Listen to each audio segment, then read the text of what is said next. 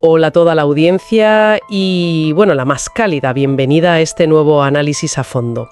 Hoy tenemos sobre la mesa unos textos que nos sumergen de lleno en el capítulo 17 de una novela de ciencia ficción verdaderamente peculiar. Una novela fascinante, desde luego. Exacto. Se titula Insights a la zaga de un viaje apresurado, escrita por J.P. Morles. Y a ver, la obra nos plantea un escenario muy intenso que mezcla, por un lado, la exploración espacial más ambiciosa y, por otro, la pura evolución biológica de nuestra especie. Y a todo eso le suma un romance repentino y una visión del futuro de la Tierra que, sinceramente, pone los pelos de punta. Totalmente. Todo este cóctel narrativo orbita alrededor de un personaje central llamado Noah Walker, que es el gran líder de la compañía aeroespacial Interstellar Redships. El gran evento con el que abre el capítulo es que la empresa de Walker va a lanzar de golpe un centenar de cohetes. Y la peculiaridad aquí es que están tripulados exclusivamente por robots. El plan de Noah es establecer un campamento base en la Luna para aprovechar su baja gravedad y desde esa plataforma enviar infraestructura prefabricada a Marte. Eso es, Espacial Inaugural encierra toda la filosofía de este personaje. Walker no percibe este lanzamiento masivo simplemente como un hito de la ingeniería aeroespacial o un logro técnico para lucirse con su empresa. Para él es un paso orgánico, algo casi biológico en nuestra historia.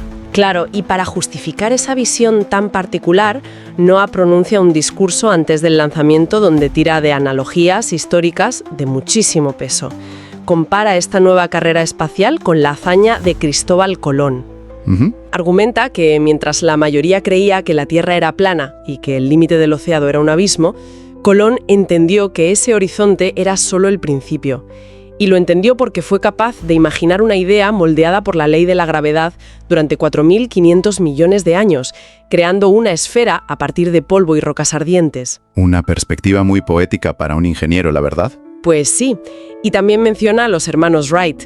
Recuerda que nadie creía que el ser humano pudiera volar, y no porque hubiera que cambiar las leyes de la naturaleza, sino porque ellos asimilaron las leyes físicas para lograr lo que parecía directamente imposible.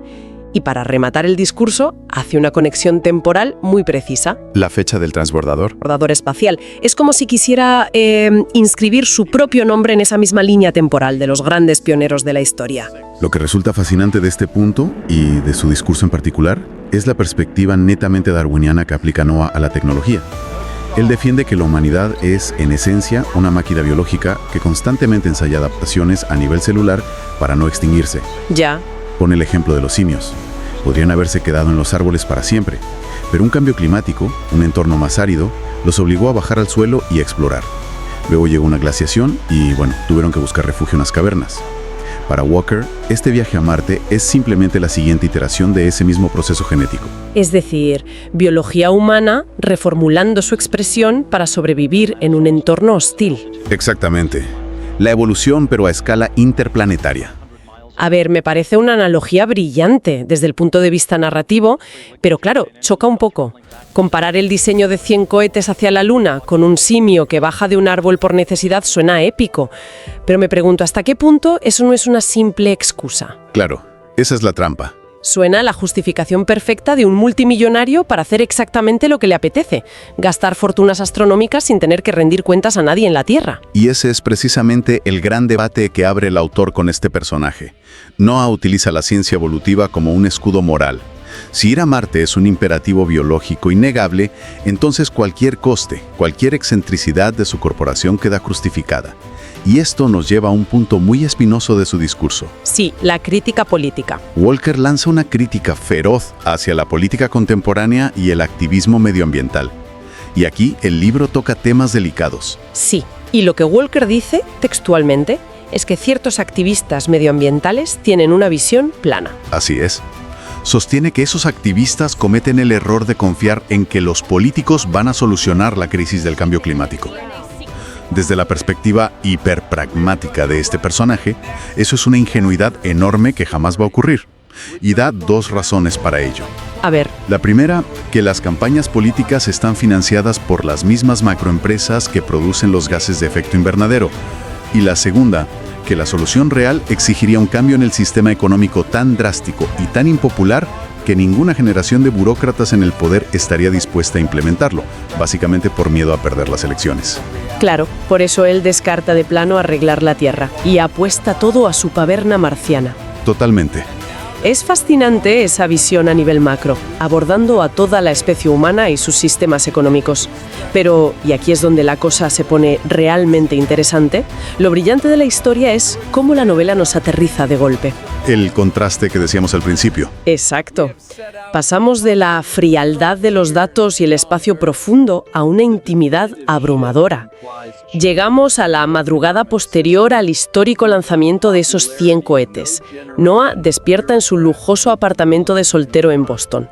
Tras una noche de celebración, la resaca que tiene no es de alcohol, sino puramente emocional. Sufre una pesadilla horrible.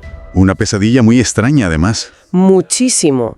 Sueña con una figura enigmática llamada Grace Bathysphere y se ve a sí mismo tumbado en la cama con un parásito alienígena aferrado a la cara. El bicho tiene 2 patas encajadas en los oídos de Noah y le susurra sin parar. Le dice: es muy pequeño, loco, desquiciado, y en el cosmos el tamaño sí importa. ¡Qué locura! Y por si fuera poco, en el sueño visualiza un entorno rojizo que escupe lava resplandeciente, creando un efecto iridiscente en el espacio, como si fuera una aurora boreal espacial. Es una imagen onírica que encierra una carga psicológica tremenda para él. Nos muestra a un hombre que, a pesar de estar conquistando el sistema solar, sufre una presión aplastante. Ese parásito susurrándole que el tamaño sí importa, revela un complejo de insignificancia brutal. Claro, frente a la inmensidad del cosmos, sus cohetes no son nada. Eso es. Es el terror absoluto al vacío, a no ser relevante en el gran esquema del universo. Pero fíjate en cómo reacciona al despertar, porque el autor nos describe un escenario materialista al extremo. Pasamos de ese terror cósmico a un nivel de detalle en los objetos casi enfermizo. Noah busca a la mujer con la que ha pasado la noche, pero la cama está vacía. En ese momento, sus sentidos se agudizan muchísimo. Percibe las partículas de perfume que han quedado en la almohada. Abre los ojos y lo primero que ve es su inmensa televisión. Una pantalla con resolución 8K de 83 pulgadas. Y en la mesilla, la misteriosa mujer le ha dejado un desayuno preparado de forma milimétrica antes de irse en silencio. Tostadas, sirope de arce, mantequilla de cacahuete y un café expreso. Todo este exceso de lujo material y detalle culinario choca un montón con el vacío espacial con el que estaba soñando. Es que es un mecanismo de defensa puramente sensorial. El lujo, la comida, los olores, lo anclan a la tierra, a lo tangible. Pero ese anclaje sensorial, en cuestión de segundos, se transforma en un anclaje emocional profundo cuando mira la pantalla de esa inmensa televisión. Madre mía, la escena de la televisión. Noah le quita el silencio a la pantalla, que estaba encendida sin volumen, y descubre la identidad de su acompañante nocturna. Resulta que es la presentadora del programa de noticias matutino, Gavanna Rossi. Nada menos. Ella aparece en el televisor diciendo: soy Gavanna Rossi, hoy es 31 de agosto y esta es la noticia más importante del día. En ese preciso instante, viendo sus ojos pixelados en la pantalla 8K, pero sintiendo una conexión casi trascendente, Noah tiene una epifanía en toda regla. Una epifanía romántica y biológica a la vez. Totalmente. Comprende que el enamoramiento que siente es como una colisión planetaria. La novela lo describe poéticamente diciendo que Venus y Marte convergen en un campo gravitatorio sobrepuesto, formando un remanso de miel viscosa y amarillenta. Y si conectamos este despertar con el panorama general de la trama, todo el entramado de motivaciones de Noah da un giro espectacular. Esa misma mañana, rodeado de sirope de arce y de pantallas gigantes, descubre algo fundamental sobre sí mismo. ¿El qué exactamente? Que detrás de todo su disfraz de visionario filántropo, detrás de esos algoritmos complejísimos diseñados para llevar a la humanidad a Marte, se escondía una pulsión mucho más sencilla, primitiva y egoísta. O sea que no le importaba tanto salvar a la humanidad en su conjunto. En absoluto. Se da cuenta de que Gavanna Rossi y la posibilidad de formar una familia con ella se acaban de convertir en su verdadera arca de salvación personal. La macromisión espacial se reduce de pronto a una necesidad biológica inmediata: asegurar su propia descendencia. El instinto humano más básico de perpetuar la especie, focalizado en sus propios genes, es el motor real de todo. Claro, ya no es salvar a todos, es asegurar su legado.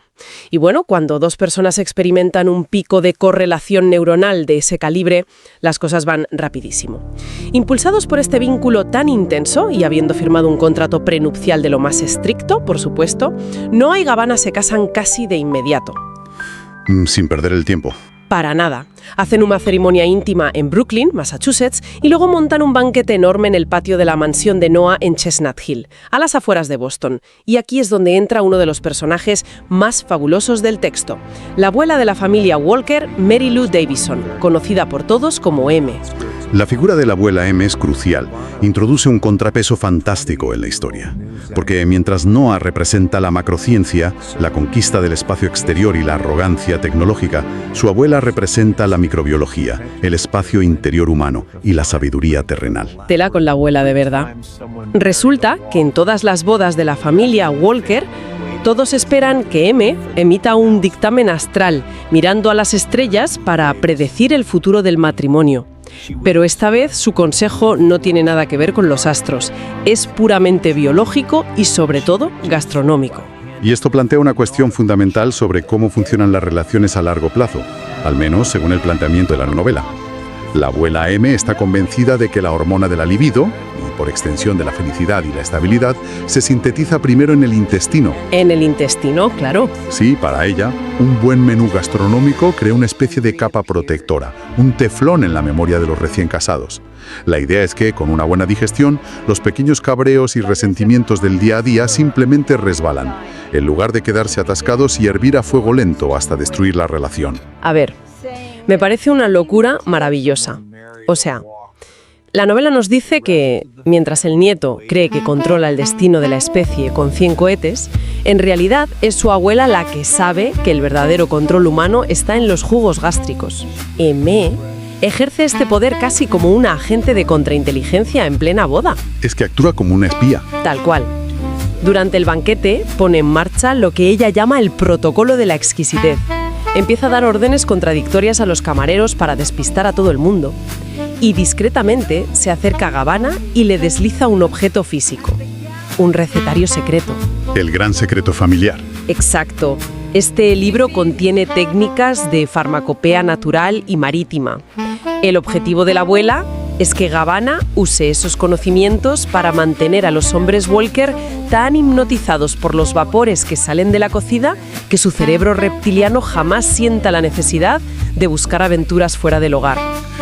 Es un nivel de manipulación fascinante, porque es pura neurociencia casera aplicada al matrimonio. Subraya la ironía de toda la situación. El hombre más poderoso del planeta, el que predice el futuro con algoritmos, es un esclavo de sus neurotransmisores intestinales. Totalmente. La abuela sabe que domesticando el intestino, domesticas al animal humano. Es una genialidad del autor. Y la escena de la boda termina con un toque muy entrañable cuando interviene el abuelo Fifi. Empieza a hablar en italiano, comparando su propia historia con un álbum de recuerdos imborrables, y organiza lo que él llama il primo scatto della fotocamera, la primera foto con la pareja. Un momento de paz antes de la tormenta. Ya te digo. Los recién casados parten cruzando el Atlántico en un jet privado espectacular. El Gulfstream G550, pintado de rojo brillante. El Red Barchetta, le llaman. Exacto. Pero el destino no es un paraíso tropical. No, olvidaos de tomar mojitos en la playa. Hacen un tour volcánico mundial, que es una locura. Noah aprovecha el viaje para tomarle el pulso empírico a la corteza terrestre, basándose en sus algoritmos y en sus intuiciones o insights. Visitan desde las alturas o asomándose a los bordes de los cráteres las grandes bombas de relojería geológicas del planeta. Una ruta del apocalipsis. Literalmente. Pasan por Yellowstone y Mammoth Mountain en Estados Unidos, el monte Fuji en Japón, el monte Paktu en China. Luego a Italia, sobrevolando los montes albanos, el Campi Flegrei y el Etna. De ahí al volcán Ashja en Islandia, a Cumbre Vieja en las Islas Canarias. Y terminan en el Pacífico Sur en el volcán submarino Unga Tonga. Y este viaje de confirmación empírica sirve para que Noah le confiese a Gabbana su pronóstico. Le relata un escenario sobrecogedor. a su propia mujer en la luna de miel. Sí, aunque el autor advierte que dosifica un poco la gravedad del asunto para no arruinar el propósito reproductivo del contrato prenupcial, pero aún así le detalla un colapso en cadena inevitable. Predice megatsunamis afectando las costas de América, una nube volcánica en Tonga bloqueando la luz solar, la destrucción de cables submarinos de fibra óptica, lo que haría colapsar el sistema financiero global de inmediato. Un apagón financiero total. Exacto. Redes aéreas inoperativas por la ceniza, una escasez radical de alimentos y, como consecuencia lógica, saqueos indiscriminados. Y aunque al principio la ceniza provocará un enfriamiento, Noah explica que ese será el punto de no retorno hacia algo peor. Las sequías extremas dispararán unos incendios forestales gigantescos, que liberarán cantidades brutales de CO2 a la atmósfera. Revirtiendo el enfriamiento por completo. Eso es. El modelo matemático de Walker predice un aumento insostenible de 4,5 grados centígrados respecto a los niveles preindustriales. Eso marca el fin irreversible de la biodiversidad y un caos climático, sísmico, hidrológico absoluto. Y aquí la reacción de Gabbana es clave. Al ser presentadora de noticias, está acostumbrada al morbo y a las tragedias diarias. Así que asimila el mensaje con una frialdad analítica. Ella acepta que la humanidad tiene una costumbre histórica de mirar hacia otro lado. Un autoengaño crónico. Así que a 56.000 pies de altura, frente a una pantalla curva panorámica en la cabina del jet, Noah Walker pone las cartas sobre la mesa y le detalla su plan definitivo. La única salvación matemática no es curar la Tierra, es abandonarla. Tienen que colonizar un nuevo mundo a 340 millones de millas de distancia, Marte. La huida hacia adelante definitiva. Pues creo que es un momento estupendo para hacer una síntesis de esta inmersión. La obra nos ha llevado por un trayecto fascinante. Va desde la arrogancia fría de los datos y las proyecciones cósmicas, aterriza en la intimidad de las necesidades humanas básicas, el amor, la descendencia y la influencia de una receta de la abuela, para luego volver a dispararse hacia el espacio ante la inminencia del colapso de nuestro propio planeta. Y el gran valor que tiene esto para cualquier persona que nos escuche hoy es ver cómo la ciencia ficción actúa como un espejo. Nos obliga a evaluar nuestras propias motivaciones ocultas. ¿Cuántas de nuestras grandes misiones son en realidad producto de nuestros instintos de conservación más primarios? O puramente digestivos, como diría la abuela M. Exacto. Y más importante aún, refleja nuestra preocupante habilidad actual para vivir el día a día, ignorando deliberadamente las enormes alarmas ecológicas que no dejan de sonar de fondo. Ese autoengaño del que hablaba Gabbana. Y bueno, para despedir esta exploración queríamos dejar una semilla sembrada en la mente de quienes nos escuchan.